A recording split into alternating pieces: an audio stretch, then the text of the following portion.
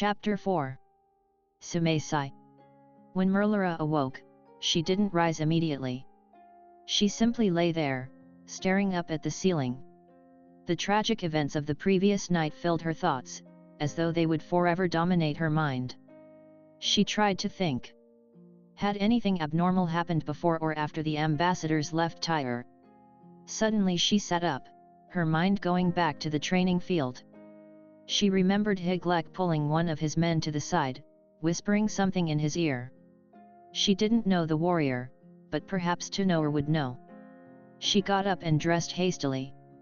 She left the room, wondering where Tyor was. She silently entered her room, only to find it empty. She went to the balcony, but she wasn't there either. Puzzled, she went in search of Tyor. She found him on the battlements, speaking to one of the soldiers on guard. When he saw her, he gave a quick order to the soldier, who bowed and left. He looked at her anxiously.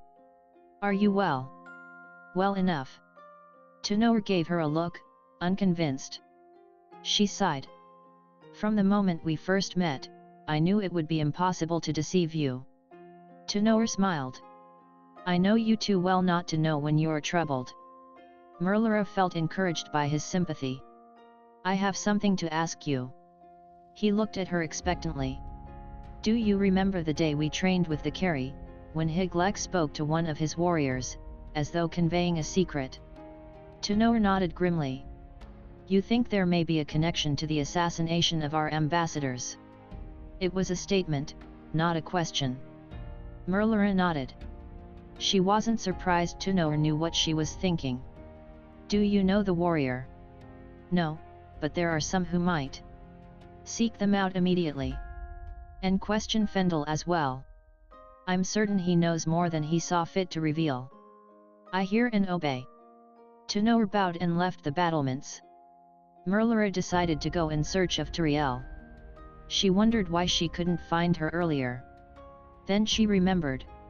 Tyor had expressed her desire to meet the mountain lion, Sümasi. Merlara had seen no trace of either of them. She realized that since Sümasi was accustomed to dense forests, she would most likely be in the palace garden. The garden was located on the south side of the castle, down the hall from Merlara's room. Apple trees had been planted there, along with sunflowers, petunias, roses, and other flowers. Hydrangea bushes grew on both sides of the stone path leading into the garden, creating a wall of brilliant color on either side. The path led to the center of the garden, where a fountain in the shape of a dragon sat on its haunches with its wings spread out, water flowing from its open mouth. The path then branched off in 4 different directions, leading into other parts of the garden. As soon as she entered, Merlara saw her suspicions had been confirmed.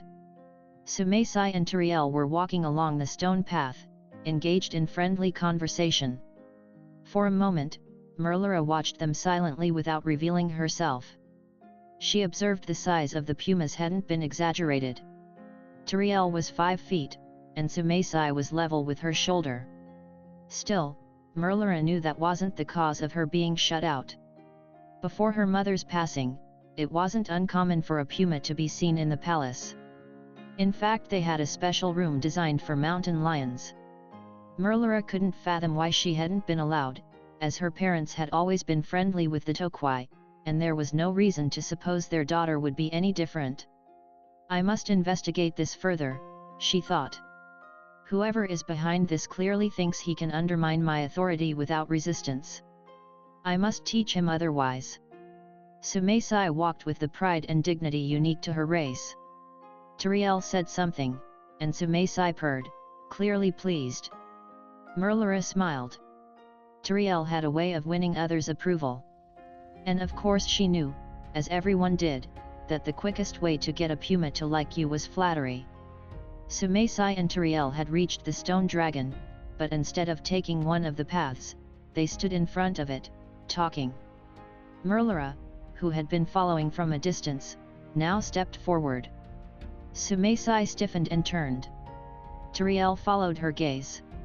"Ah, Merlara, we've been waiting for you." "Have you?" said Merlara. Sümasi stepped forward. We have indeed. I've been looking forward to meeting you.